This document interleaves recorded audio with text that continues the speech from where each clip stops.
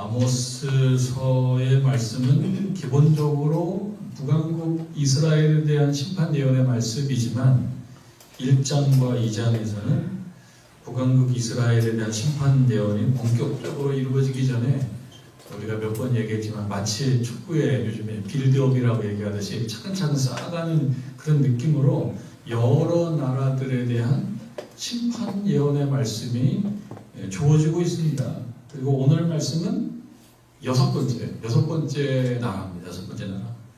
8개 나라인데요. 다메섹, 그 다음에 가사, 두로, 에돔, 암몬. 지난주까지 했고요. 그 다음에가 이제 모압입니다. 모압. 그러고 난 다음에는 이제 두 나라가 남잖아요. 두 나라는 남쪽 유다, 그 다음에 북쪽 이스라엘. 두 개가 남습니다. 그러니까 핵심이 남유다와 북이스라엘이라고 말할 수도 있는데 남유다와 북이스라엘 중에서도 특별히 아모스서에서는 북왕국 이스라엘에 대한 그런 심판 예언의 말씀이거든요.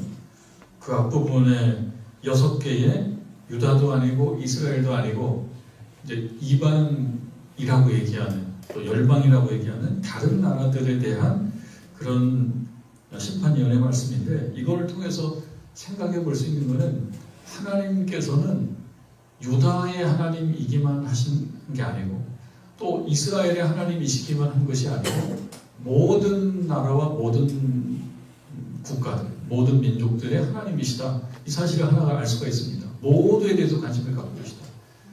조금 더 좁혀서 얘기하게 되면 하나님께서는 정릉제일교회의 하나님이시기만 한 것이 아니고 그 안에 있는 각자 한 사람 한 사람을 향하여 그 눈으로 바라보시고 체크하시고 또 평가하시고 그런 하나님이시다. 그러면 나에 대해서도 여러분에 대해서도 다 마치 그 다메섹 가사 두로를 보시듯이 우리들도 보고 계시다.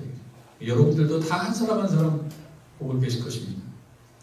설교 말씀을 전하다 보면요, 이제 지금 같은 상황이면은 별로 숨을 데가 없으세요. 여러분들이 지금 어떤 분 뒤에 앉아 있는 분들이 없어요. 다 이렇게 보거든요. 그런데 사람이 좀 많으면 숨을 수가 있어요. 그래서 어떤 분들은 알아서 그 앞에 머리가 좀 크신 분 뒤에 일부러 앉아요. 그래가지고 봐도 안 보여요. 숨을 수가 있어요. 목사님 말씀에는 숨을 수가 있어요. 눈이 2개밖에 없으니까. 근데 하나님 앞에서는 숨을 수가 있어요, 없어요? 아무도 숨을 수가 없다. 아무리 앞에 머리 큰 사람이 있어도 숨을 수가 없어요. 그러니까 이 시간을 생각해보니까 하나님이 지금 나까지 바라보시나? 모압을 바라보시듯이 나를 바라보고 계시다. 여러분 마음을 세세하게 체크하고 계십니다. 때때로 우리들이 아주 단련과 수려한 논리로 나에게는 문제가 없어라고 어떤 사람에게서 말할 수는 있습니다. 근데 말을 너무 잘하는 사람들 앞에서는요, 분명히 저건 아닌데 틀린 것 같은데 얘기하다 보면 그 말 잘하는 사람이 이기는 경우가 있어요. TV를 보면서도 TV 토론을 본다거나 또는 요즘에 평론가가 워낙 많잖아요. 그래서 이렇게 보다 보면은 틀린 것 같은데 저 사람 얘기를 듣다 보면은 저 사람이 맞는 것 같아요. 이길 수가 없어, 말장난. 그런데 하나님 앞에서는 말장난이 통하지가 않는 거예요. 누가 통하겠습니까? 하나님 앞에서. 아무리 이리 돌려서 얘기하고 저리 돌려서 얘기해도 하나님께서 그 부분을 정확히 얘기합니다. 내 표정도 다릅니다. 내가 아무리 그냥 거룩한 표정을 짓는다고 해서 다 거룩한 것이 아니고 내가 그냥 하나님 앞에서 좀 하나님께서 나를 좀 동정으로 보시라고 불쌍한 표정을 아무리 짓고 있어도 하나님께서는 너 지금 안 불쌍해. 이렇게 말하실 수 있어요. 왜냐하면 그 내면과 속을 다 보실 수 있기 때문에. 아무리 모압이라고 하더라도 저 조금 옆에 있는 변방에 있는 나라라고 하더라도 그 다 보고 계신다. 모압도 보고 계신다. 그리고 모압 안에 있는 어떤 상황과 사건도 다 보고 계신다. 그러니까 하나님께서 모압도 보고 계시고 암몬도 보고 계시고 나 자신도 보고 계시고 여러분도 보고 계시고 하나님께서 여러분들을 다 세세하게 보고 계시는 줄 믿으시기 바랍니다. 그게 중요한 거예요. 하나님이 나를 보고 계신다. 그게 중요한 겁니다. 오늘은 그래서 이제 모압인데요. 6번째 나라 모압입니다. 모압 하면은 생각나는 사람들이 많이 있는데 그 중에서 여러분 사사기 다음에 나오는 성경이 뭡니까? 한 글자. 한 글자. 그렇죠. 룻이죠. 룻기. 여기서 룻은 룻기를 읽어보면은 이 룻이 주인공이거든요. 근데 룻기서를 읽어보게 되면 룻의 시어머니 시모가 나오미예요. 나오미 역할도 굉장히 크거든요. 그래서 저는 그런 생각을 했었어요. 나오미서라고 얘기해도 될 듯한데 나오미서. 그런데 룻을 굉장히 중요하게 생각해서 룻기라고 해왔단 말이죠. 근데 그 룻이라는 여성이에요. 나오미라고 하는 이스라엘의 시어머니의 며느리가 룻인데 그 룻의 룻의 출신 국가. 룻이 어디 출신이냐? 모압 같지 않아요? 모압 같지 않아요? 느낌상 모압 같은데? 맞아요, 모압이에요. 그래서 모압 출신 여자 룻. 그렇습니다. 그 땅에 그 기근이 있었을 때 말하자면 그 나오미의 그 가족들이 기근이 있으니까 다른 나라로 좀 이렇게 말하자면 먹을 것을 얻기 위해서 가서 살 수밖에 없는 상황이 됐단 말이죠. 그래서 간 곳이 모압이고 그곳에서 이제 뭐 말론, 기럨 이 두 아들이 있었고 남편이 있는데 남자들은 다 죽습니다. 근데 거기에서 이제 아들들이 장가를 가요. 그래서 거기서 만난 여성이 둘이 있습니다. 한 명은 오르바고 한 명은 룻이에요. 그 여성이 다 모압 출신이에요. 모압. 그렇다 그러면은 이스라엘하고 이렇게 멀리 있는 것 같지 않습니다. 왜냐하면 기근이 나고 흉년이 들어서 갈 수 있는 나라야 되니까. 그러니까 이스라엘 주변에 있는 나라들 보면 블레셋, 사실 뻔합니다. 블레셋. 그 다음에 애굽 조금 멀고. 그리고 오른쪽에 가보면은 저 아래에 에돔이 있고, 그 다음에 모압이 있고, 그 위에 암몬이 있고, 이렇게 우리 귀에 익숙하면서도 잘 알지는 못하는 그런 나라들이 여러 나라들이 있어요. 그러니까 이스라엘 백성들이 이제 어려움이 있을 때 넘어가긴 했던 나라 중에 하나가 모압이고요. 넘어가기만 하는 것이 아니라 또 싸움도 많이 합니다.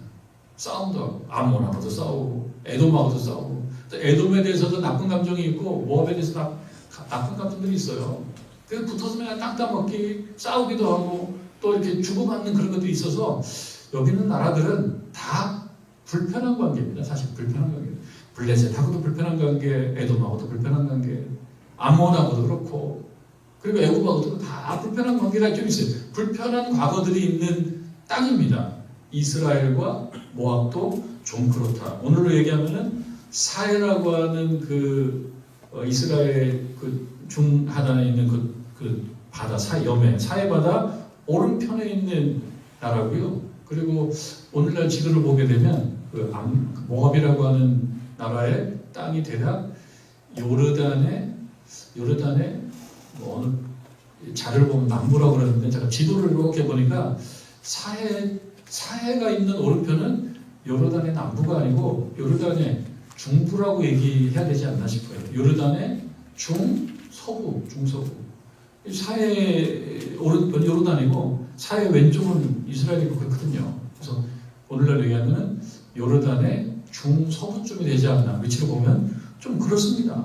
그래서 이런 나라가 모압이거든요. 근데 이 모압에 대해서 하나님께서 아모스를 통해 심판 예언의 말씀을 선포하시는 거예요. 그 말씀이 오늘 2장 1절의 말씀입니다.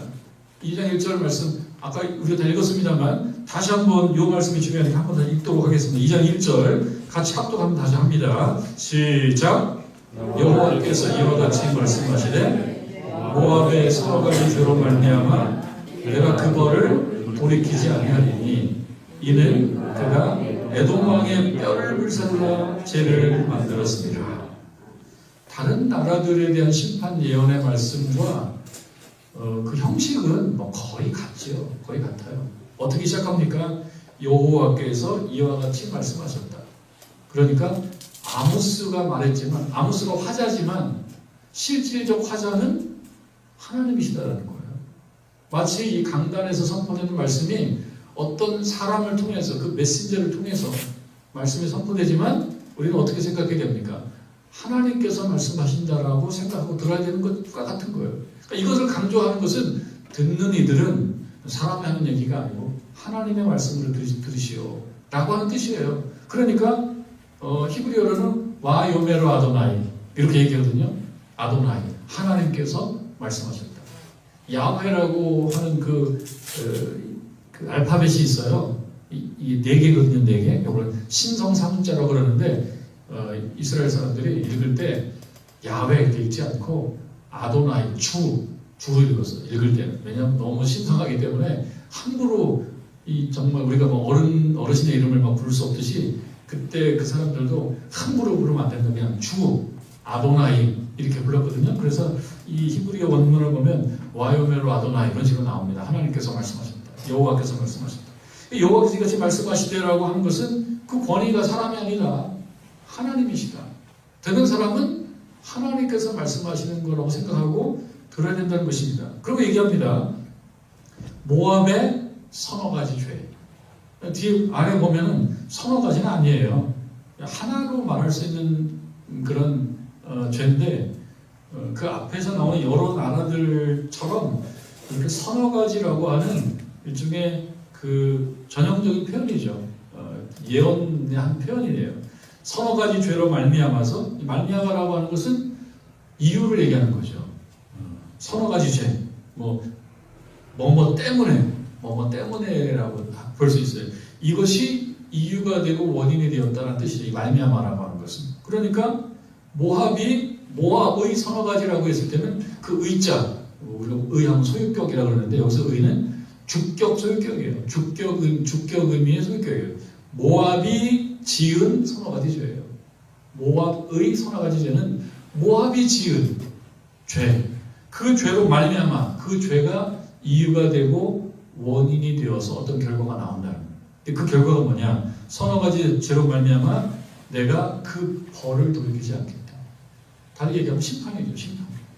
심판이라고 하는 것은 옳다 그르다를 분별해 주는 것이기도 하지만 오늘날 심판은 그래서 이제 축구 경기할 때는 심판이 있어요.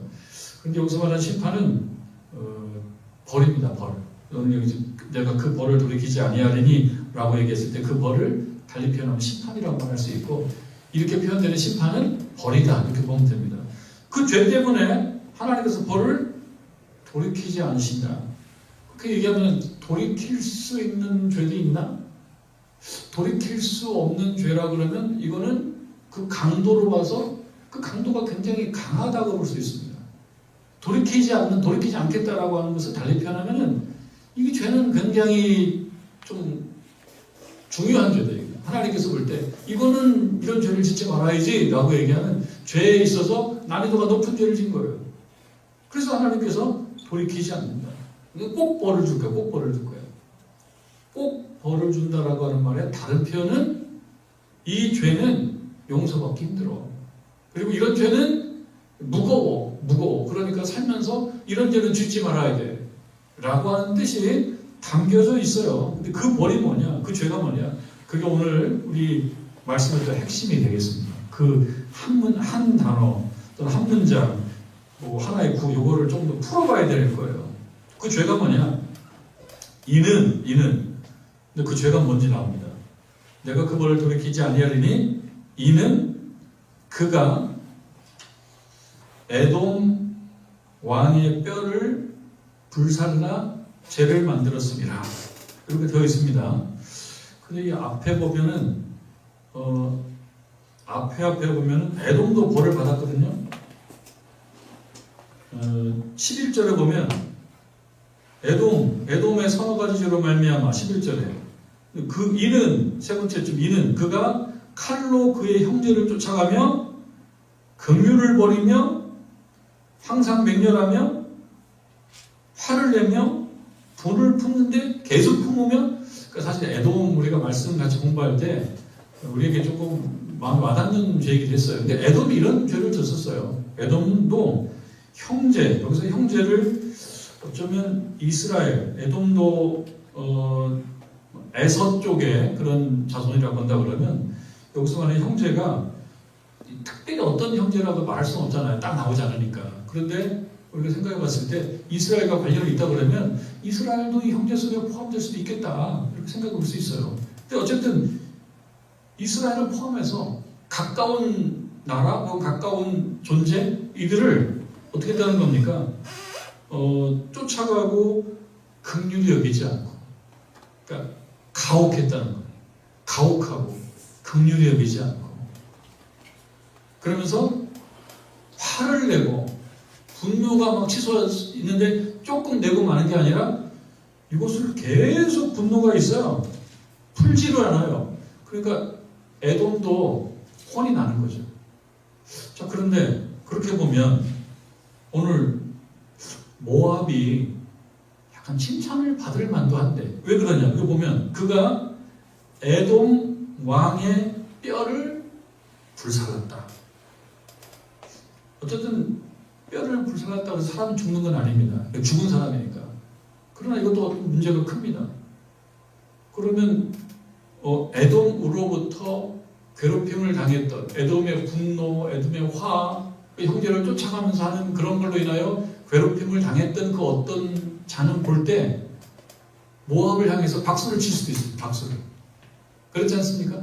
아, 에돔 잘하네. 아니, 모압 잘하네. 에돔 이놈들 참 진짜 눈에 가시였는데 우리도 무척 괴롭혔는데 라고 할 수도 있고, 어쩌면 이스라엘 입장에서도 모압이 에돔을 이렇게 막 몰아붙이는, 여기서 이 모압이 에돔을 몰아붙인 거예요. 여기 보면 에돔 왕의 뼈를 불살라라고 했는데, 뼈를 불살랐다라고 하는 것은 일종 굉장한 부정적 에너지인 거죠. 부정적 에너지가 굉장히 강했던 거예요. 왜 그렇게까지 했느냐? 보통은 복수심이라는 표현을 많이 씁니다. 뭔가 이렇게 모압 입장에서도 당한 게 많은 거예요. 우리 정확한 사건은 모르지만 모압 입장에서도 에돔으로부터 그 어떤 걸 당했었을까라고 했을 때는 11절에 나오는 것처럼 에돔이 그랬던 거예요. 에돔이 뭐 칼로 형제 쫓아가고 긍휼히 여기지 않고, 그리고 항상 맹렬히 화를 내고 불을 끝없이 품고, 이러한 것이 어쩌면 모압을 향해서도 발휘가 됐었을 가능성이 크다고 보여집니다. 왜? 모압이 에돔을 이렇게 지금 강하게 왕의 뼈를 불살할 정도로 사무침에 있다라고 봤을 때 이거 잘했다. 에돔이 그 녀석들 좀 아주 너무 독한데, 독종인데. 그러면 옆에 있는 이스라엘의 입장에서 봤을 때도 그럴 수 있어요. 잘했다고 얘기할 수도 있어요. 모압을. 그런데 이것을 다른 사람들은 에돔을 이렇게 강하게 몰아붙이고 복수를 현실화시키는 걸 보면서, 구체화시키는 걸 보면서 잘했다고 얘기할 수 있지만, 하나님께서는 결코 잘했다고 하지 않는 거예요. 결코 잘했다고 하지 않는 거예요. 용서하지 않겠다는 거예요. 구체적으로는 왕의 뼈를 불살라 죄를 만들어버렸다. 이거 좀 생각해보면 여러분 어떻습니까? 돌아가신 부모님이나 혹은 뭐 우리가 선조라고 얘기하는 부모 이전 세대들, 이런 분들, 돌아가신 분들이 세상 떠난 날을, 기일을 기념하지 않습니까?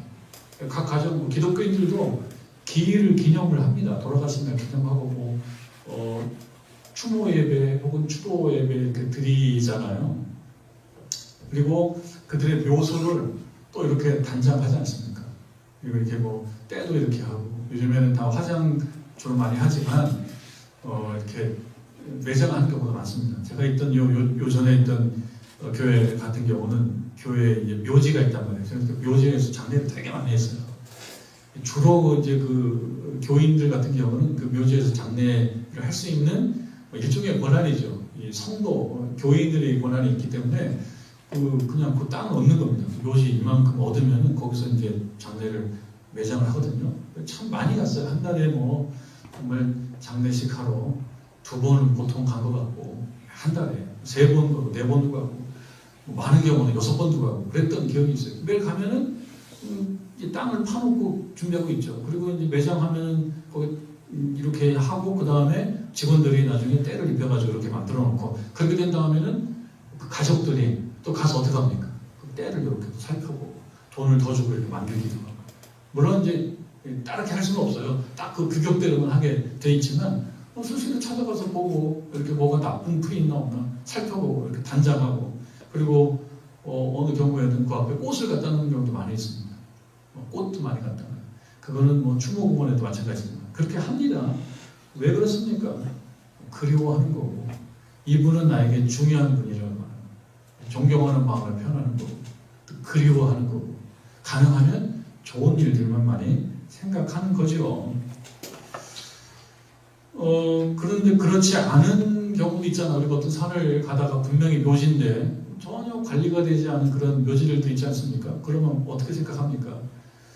저 묘지에 있는 그 분의 자손들은 배은망덕한 자손들이네. 자기를 태어나게 만들어주고 이렇게 이 땅에 있게 만들어졌는데 뭐 그렇게 생각한다든가 아니면은 뭐 무정한 자식, 효도 안 하네 이렇게들 할 거란 말이에요. 국가적으로도 여러분 그렇지 않습니까? 한 국가의 주권자인 임금, 예전에는 임금이었고요. 임금의 무덤이 크고 뭐 이런 것들이 큰 무덤들. 대표적으로는 뭐 저 이집트의 피라미드 대표적이죠. 뿐만 아니라 중국에도 뭐 큰 그런 릉이 있고 대한민국에도 릉이 많이 있습니다. 당장 우리 주변에도 있지 않습니까? 정릉에 정릉이 있어요. 저는 참 이 동네에 온 지 제가 13년인데 정릉을 한 번 가봤어요.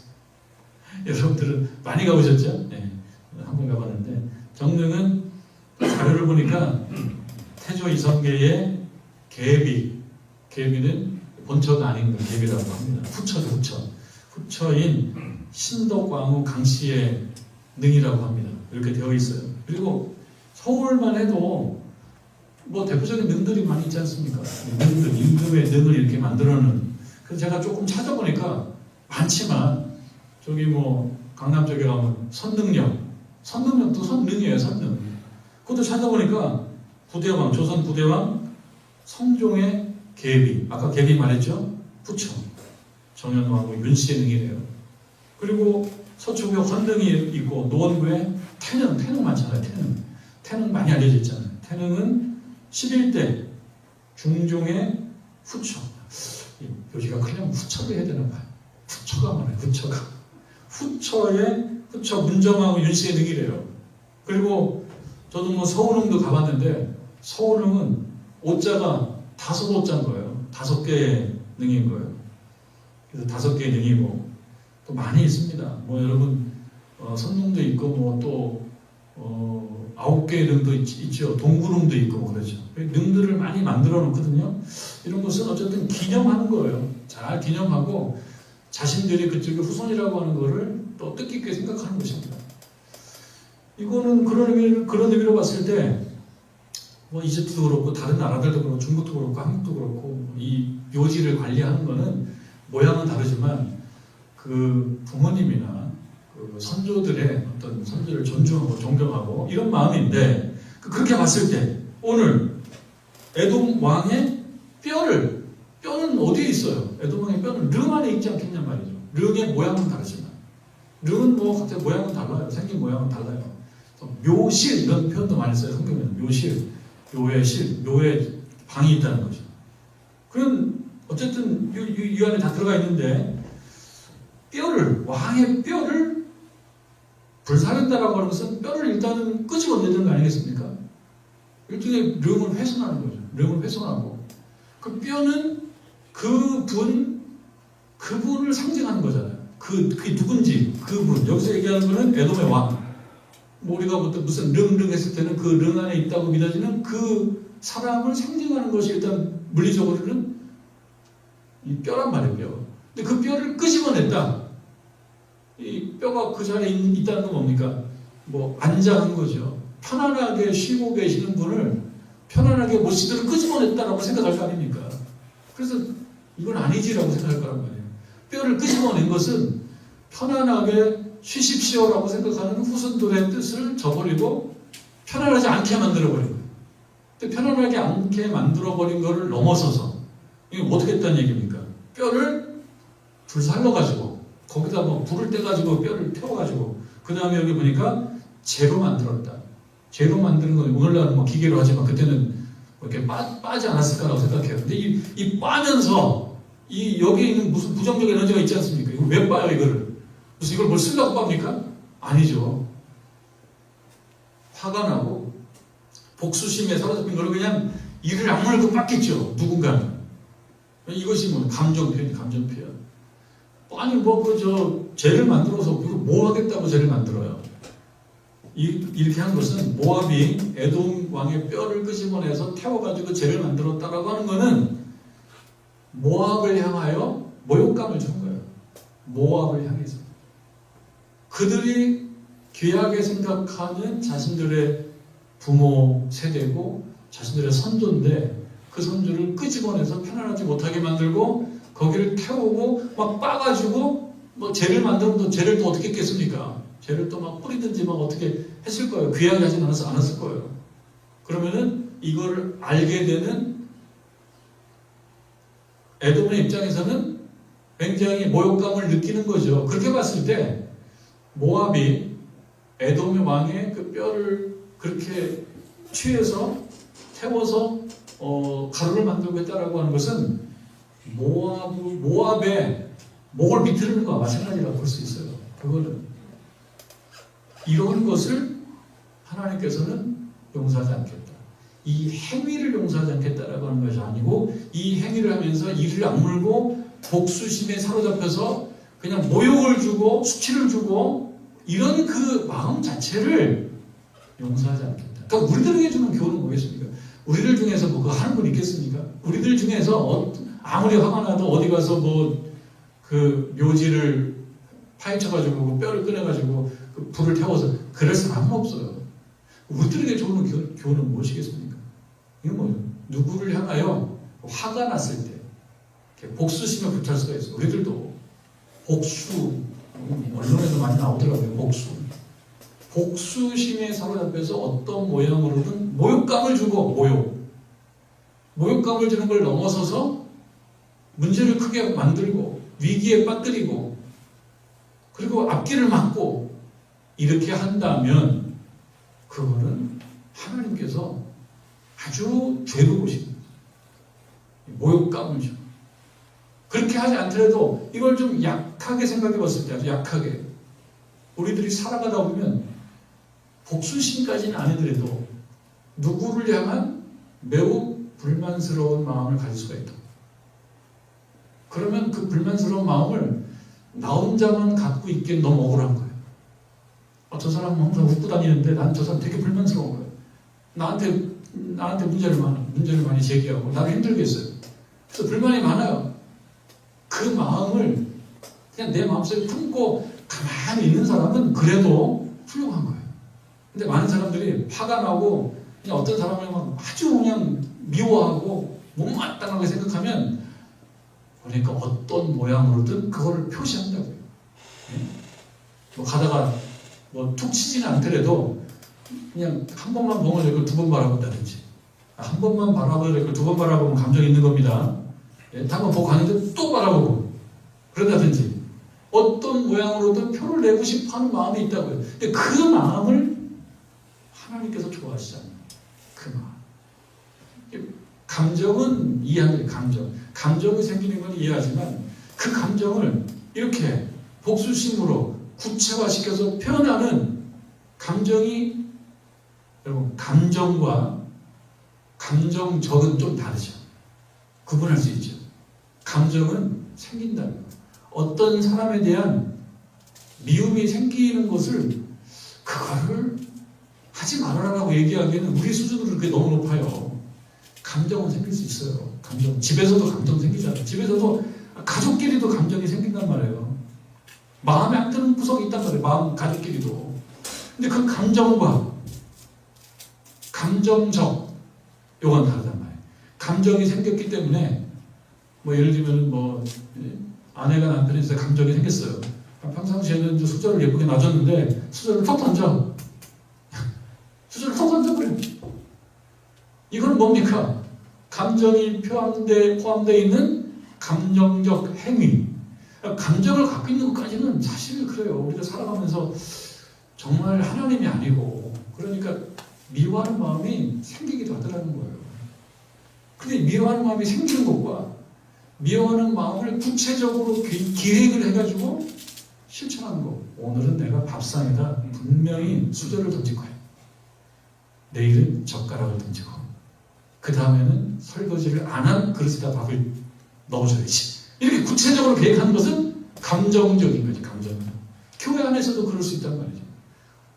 교회 안에서도 우리가 사랑 얘기하지만 다 그냥 사랑이 충만한 건 아니에요.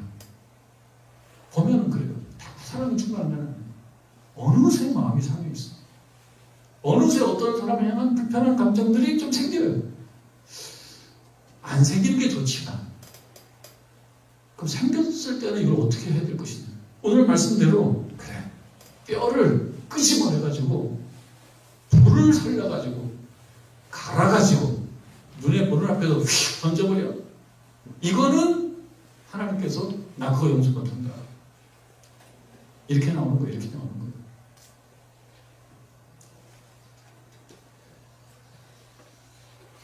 이스라엘 입장에서 조금 좋아했을 수도 있습니다. 모압이 에돔을 이렇게 복수해가지고 모욕감을 준 거를 옆에 있는 이웃은 약간 좋아할 수도 있어요. 그러면 모압 입장에서 아니 너무 저를 이렇게 못됐다고 하지 마세요. 이스라엘도 좋아하잖아요. 이스라엘이 좋아할 수도 있어요. 그럼 이스라엘이 좋아하면 혹은 다른 나라가 좋아하면 그 모압의 죄가 줄어드느냐? 인간사에서는 조금 줄어들 수 있습니다. 양형 뭐 이렇게 해가지고 양형 기준 이런 게 있어가지고 좀 줄어들 수 있어요. 그러나 이스라엘이 좋아했다라고 해서 모압의 죄가 줄어드는 건 아닙니다. 제가 요 부분을 이렇게 말씀을 보고 있는데 딱 생각나는 장면이었어요. 좀 생각나는 장면. 대한민국이 2018년 때 러시아 월드컵에 다 잊어버렸겠지만 2018년에 러시아 월드컵이 있었는데요. 대한민국이 F조였어요. F조. 근데 그 F조 안에 스웨덴이 있었고 거기에 독일이 있었고 멕시코가 있었어요. 대한민국은 2패를 했어요. 그래서 떨어지는 게 거의 결정됐어요. 마지막 경기가 독일전이에요. 독일전. 근데 이 두 번 지고 떨어지는 거하고 세 번 지고 떨어지는 거하고 떨어지는 건 똑같은데 일단 독일은 워낙 강팀이고 그래서 누가 볼 때도 이기지 못하고 대한민국은 3패하고 떨어지는구나. 약간 상처가 클 뻔했는데 그냥 죽지 살기를 싸워가지고 그때 막판에 막 손흥민 선수가 전력 축제에서 한 골 넣은 거 기억나시는 분이 있을지 모르겠는데 그래서 독일을 이겼어요. 2대0으로. 근데 독일을 이겼는데 독일은 굉장히 그때 이제 상처를 많이 받았고 독일은 이제 충분히 올라갈 수 있었는데 한국이 독일을 이기는 바람에 독일이 그걸 떨어졌습니다. 그리고 거의 90%는 80-90%는 떨어질 게 확실시되었던 멕시코가 대한민국이 독일을 이김으로 인해 가지고 멕시코가 올라가가지고 멕시코라는 나라 멕시코 시티에 있는 한국 대사관에 멕시코 사람들이 막 몰려들어가지고 막 코리아를 막 하고 막 코리아 했대요. 그리고 한국 사람들 막 목말 태고 다니고 막 그랬다는 거예요. 한국이 독일을 이겼기 때문에 멕시코는 한국을 너무 좋아합니다. 다른 게 없어요. 한국이 독일을 이겼기 때문에. 그 생각이 났어요. 이 말씀 보는데. 모압이 에돔이 사실은 이스라엘 입장에서도 어떻게 보면 항상 좀 문제가 되는 나라예요. 늘 옥시가 친해졌던 나라예요. 근데 모압이 에돔에게 복수를 했었어요. 복수를. 그러니까 이스라엘도 좋네. 마치 멕시코가 한국을 향하여 박수 치는 거 들고 한국은 약간 우쭐한 거예요. 우리가 그래도 말이야 독일이 이기고 멕시코를 올려줬으니까 멕시코인들도 잘해야 돼. 이게 사람들한테는 통해요. 사람들한테. 여기도 통할 수 있어요. 우리가 모압이 에돔을 막 밀어붙여서 복수해주고 막 이런 험한 행동을 했는데 이스라엘이 그게 잘해. 사람들끼리는 그게 통할 수 있어요. 사람들끼리. 하나님께서는 그거 다 배제하고 모압이 에돔을 향해서 한 행동만 주목하신 거예요. 그거는 안 된다. 그건 안 된다. 오늘날 우리들에게 주는 교훈이죠. 우리도 말과 행동으로 누구를 깎아내릴 수 있고 모욕감을 줄 수 있어요. 말하자면 뼈를 빼내가지고 그거를 태워가지고 빠가지고 이렇게까지는 안 하지만 말과 행동도 아주 눈에 띄는 행동이 아니고 살짝 보이는 거만한 행동으로 어떤 사람을 좀 길을 죽일 수 있고 약간 모욕감을 줄 수도 있습니다. 근데 그것이 이기는 거라고 생각하고 그렇게 하기도 해요. 사람들은 말을 좀 세게 한다거나 기를 죽인다거나 또 무례하게 한다거나 행동을 하면서 약간 뭐 무시하는 걸 한다거나 이긴 것 같아요. 돌아서서는 흐뭇할지도 모르는데 하나님께서는 그거를 패배로 본다는 거예요. 이긴 게 아니에요. 너 그거 이긴 게 아니야. 너 말로 어떤 사람들 모욕감을 주고 너 복수심을 거기에 이렇게 실제적으로 구체적으로 구체화시키고 그래서 좋아할지 모르지만 그거는 잘못이야라고 말할 거란 얘기죠. 그거를 패배로 보는 것입니다. 이기는 것이 지는 것이고 지는 것이 이기는 경우가 있다. 이 말씀 가운데는 복수심을 이렇게 발휘하는 것이 옳지 않았다 라고 하는 말씀을 하나님은 하고 계시는 거예요. 에돔의 입장에서 보면은 할 말이 있을 수도 있어요. 왜냐? 이 모압의 입장에서는 할 말이 있을 수도 있어요. 모압의 입장에서 볼 때는 에돔 저놈들이 우리 먼저 괴롭혔거든요. 너무 우리 그렇게 하지 마세요. 미워하지 마세요. 하나님. 저놈들이 우리 먼저 했거든요. 저놈들이 했으니까 나도 하는 거예요. 이렇게 변명할 수도 있습니다. 감정이 중요하지 않다는 것은 아니죠. 감정도 중요하죠. 그러나 감정과 감정적인 것이 다르다고 말씀드렸습니다. 감정이 상했다고 감정적으로 격해지는 것을 하나님께서는 정당화 하시지 않는다. 감정이 타인을 향한 저주와 모욕이 되지 않도록 자기 감정을 잘 말하자면 관리할 필요가 있는 거예요. 그것이 감정적으로 되지 않도록 그런 거예요. 그럼 어떡합니까? 난 저 사람 미워 죽겠는데 복수하고 싶은데 그런데 복수를 누구한테 맡기는 거예요? 복수를 사람이 하라고 하지 않습니다. 하나님께서는 하나님께 기도하라.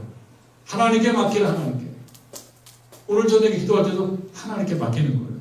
감정은 하나님께 맡기고 그 감정을 하나님께 맡기는 그 행위 자체가 뭡니까? 그게 기도예요. 기도. 오늘 저녁에 우리가 기도할 때 내 마음에 있는 걸 하나님께 맡기고 기도하는 거예요. 기도하는 거예요. 그리고 내 마음에 드는 감정은 솔직해야 돼. 솔직하게 막 표현하는 것 그것이 덕이 아니다 라고 하는 사실을 잘 아시고 오늘 하나님께서 아모스를 통해서 모압의 서너 가지 죄를 용서하지 않겠다. 그 죄는 에돔 왕의 뼈를 불살라 죄를 만들었던 것. 우리는 똑같이 왕릉의 뼈를 빼다가 불을 살려서 죄를 만들지는 않겠지만 살아가면서 말과 행동으로 강도는 그만큼 세지는 않겠지만 그러나 그 누군가를 향하여 내 마음에 있는 복수심을 실천해서 모욕을 주고 수치를 당하게 하는 것 그건 하나님께서 원치 않으신다라고 생각하시고 그런 마음이 있을 때 우리가 하나님 앞에 내어놓고 하나님께서 인도해 주옵소서. 기도하며 나아가는 저와 여러분 되기를 주님의 이름으로 축원합니다.